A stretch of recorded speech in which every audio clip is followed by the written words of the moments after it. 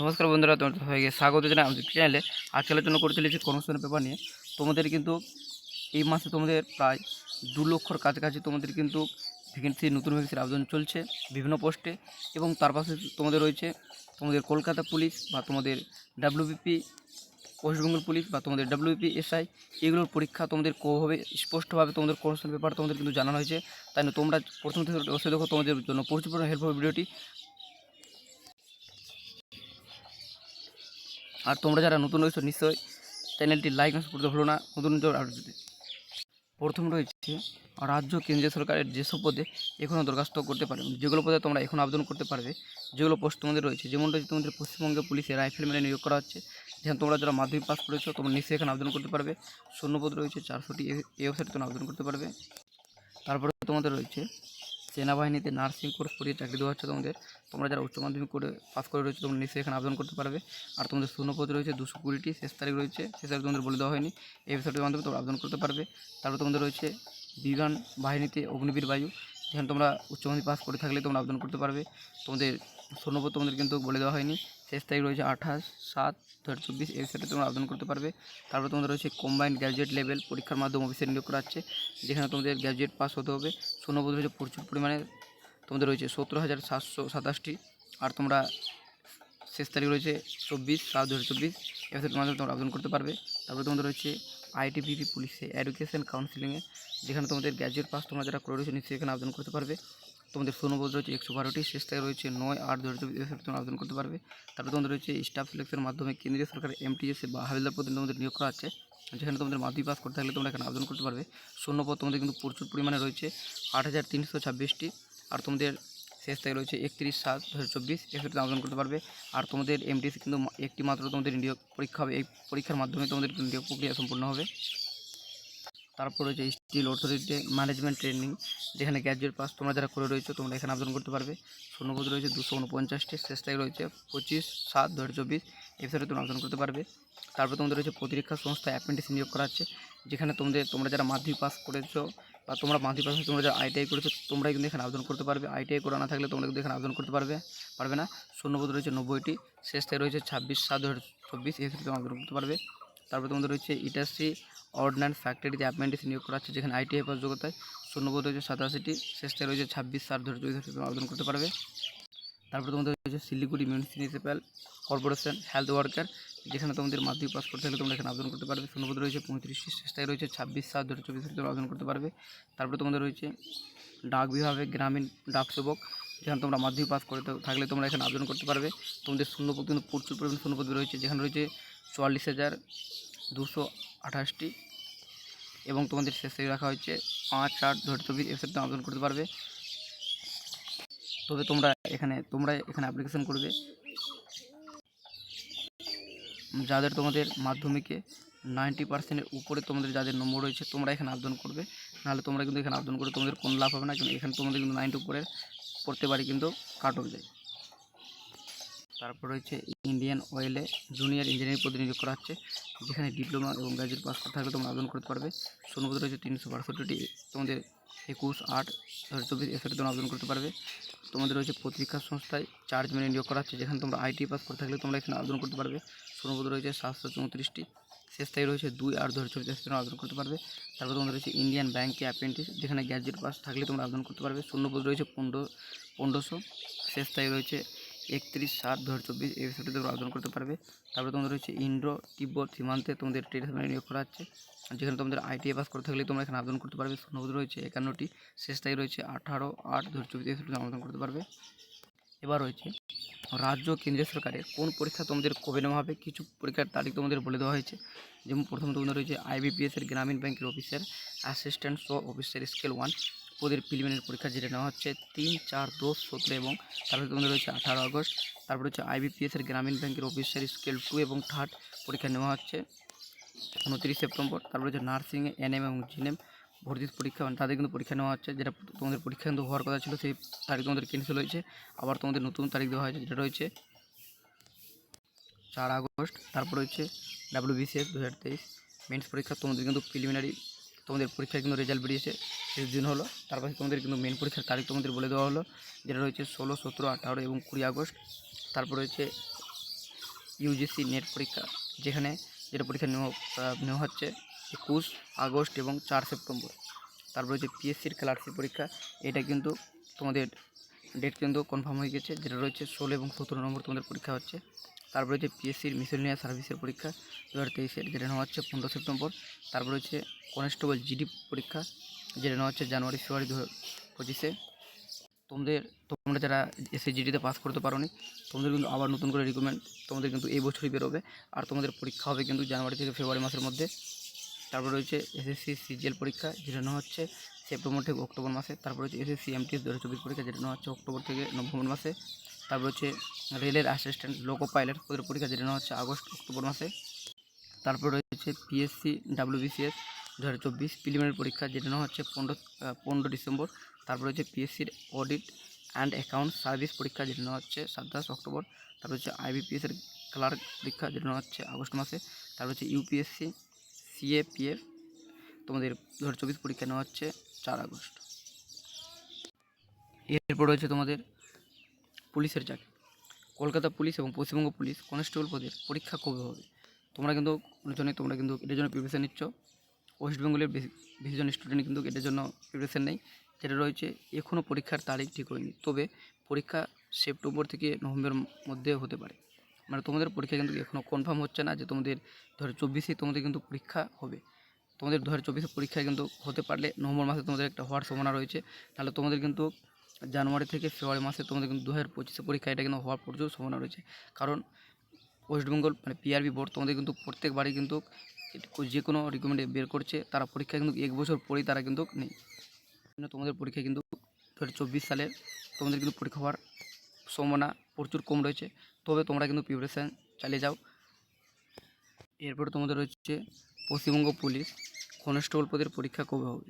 Home town শিলিগুড়িতে। পরীক্ষা কোথায় হতে পারে? এখনও পরীক্ষার তারিখ ঠিক হয়নি, পরীক্ষা কেন্দ্র শিলিগুড়িতে হবে। এবার রয়েছে প্রাইমারি চাকরি, তোমরা যারা প্রাইমারি চাকরির জন্য প্রিপারেশান নিচ্ছ, তোমাদের রয়েছে বিএড যোগ্যতায় 2022 সালে টেট পাস করেছি, 2021 থেকে 23 সেশনে ডিএড করেছি। প্রাইমারি টেটের ইন্টারভিউর ডাক পাবো কি? হ্যাঁ, নিশ্চয়ই পাবেন। মানে তোমাদের যে 2022-এ তোমাদের প্রাইমারির জন্য পরীক্ষা নেওয়া হয়েছিল, তার রেজাল্ট বেরোয়েছিল। তোমাদের যদি সেশন তোমরা পাস করে থাকো 2021 থেকে 23-এর মধ্যেও, তোমরা কিন্তু সেখানে ইন্টারভিউ দিতে পারবে। তারপর রয়েছে 2023 সালের প্রাইমারি টেটের ফল কবে বেরোবে?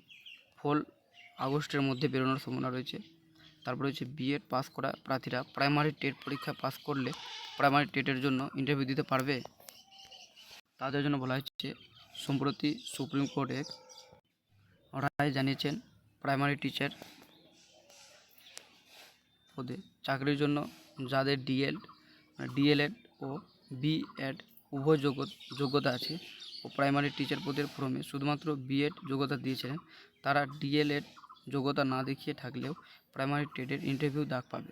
গত বছর সুপ্রিম কোর্টের এক রায়ে জানিয়েছিলেন, বিএড কোর্স পাসরা যেহেতু মাধ্যমিক এবং উচ্চ মাধ্যমিক স্কুলে যোগ্য, তাই বিএড কোর্স পাসরা প্রাইমারিতে যোগ্য নন।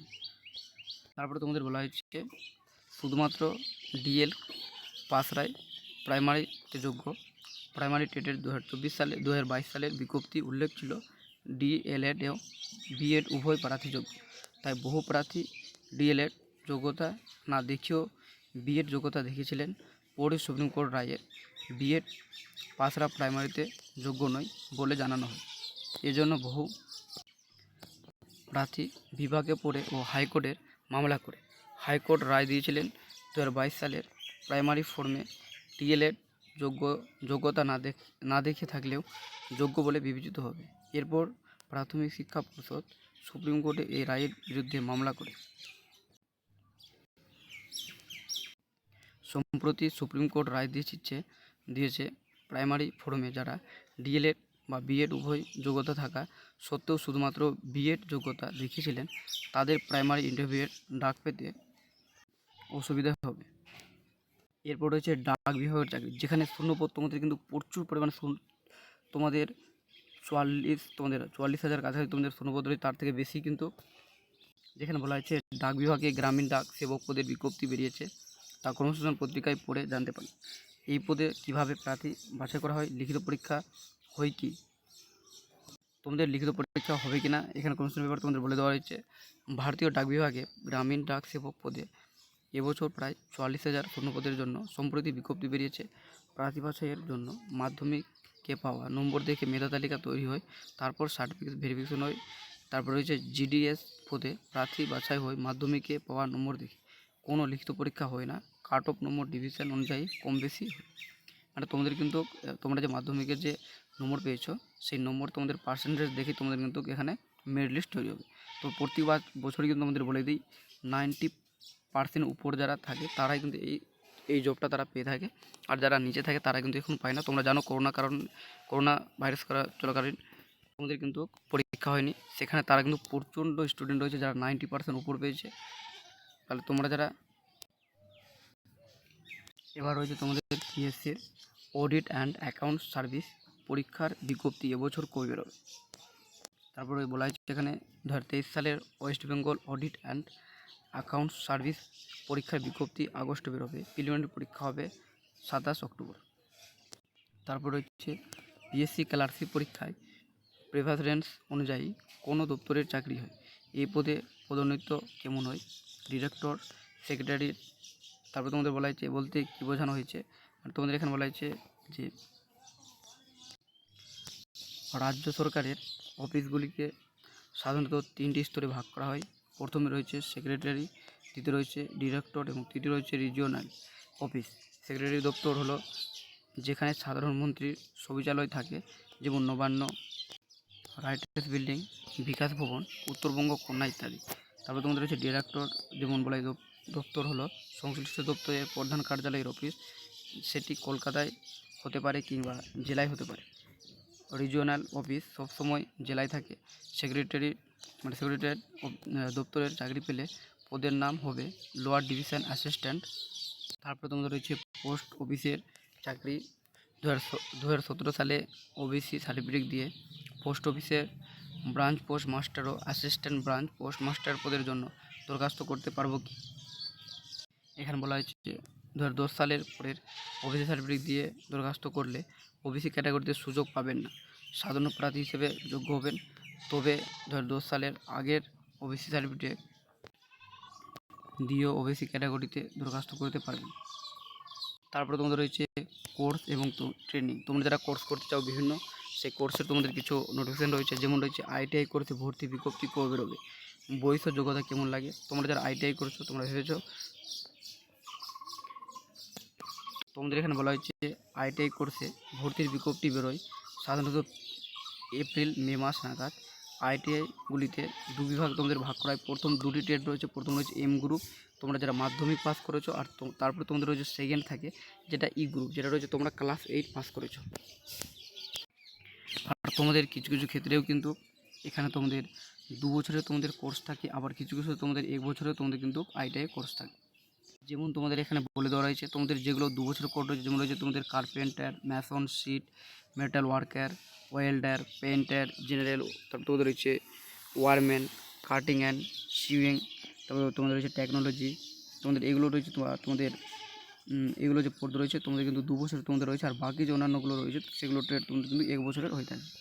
তারপর তোমাদের বলা হয়েছে তোমরা যারা ইঞ্জিনিয়ার ট্রেডের জন্য যোগ্য নয়, যাদের মাধ্যমিক অঙ্ক এবং ইংরেজিতে বিষয় যাদের সাবজেক্ট নেই, তারা কিন্তু এখানে ইঞ্জিনিয়ারিং ট্রেডের জন্য তারা কিন্তু যোগ্য নয়। আর বয়স হতে হবে ন্যূনতম 14 বছর থেকে সর্বাধিক বয়সের করা হবে। মানে তোমরা যত বছর থাকে তোমরা এখানে আবেদন করতে পারবে, তোমাদের মিনিমাম 14 বছর থাকলে তোমরা কিন্তু এখানে আবেদন করতে পারবে। এবার তোমাদের রয়েছে কলকাতা মিউনিসিপ্যাল সার্ভিস কমিশনের সৎকার কর্মী পদের ইন্টারভিউ কবে হবে। এখনও ইন্টারভিউয়ের পরীক্ষার তারিখ কিন্তু এখনও ঠিক হয়নি। এরপরে তোমাদের রয়েছে খুব গুরুত্বপূর্ণ কথা, এটা কিন্তু রয়েছে ওবিসি ক্রিমিলিয়ার ও ওবিসি নন ক্রিমিলিয়ার সার্টিফিকেট বলতে কী বোঝায়। তোমরা যারা ওবিসি রয়েছে তোমরা কিন্তু এটা জেনে রাখো, তোমাদের প্রচুর কাজ লাগবে।